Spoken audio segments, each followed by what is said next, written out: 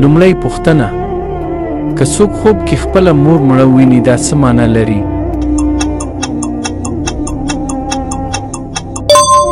سم ځواب: مور ته به اوږد عمر ورکړل شي. دوهمه پوښتنه: که څوک خوب کې اوبه وویني دا څه معنا لري؟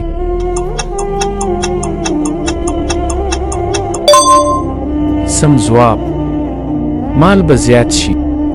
دریمه پوښتنه: که څوک خوب کې د چا واده وویني دا څه معنا لري؟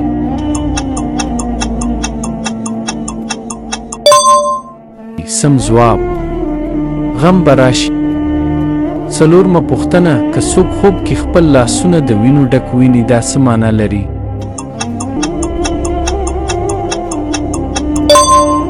سم ځواب: د چا سره به ظلم کړی وي. پنځمه پوښتنه: که څوک خوب کې د خپل مړي شوي پلار سره خبرې وکړي دا څه معنا لري؟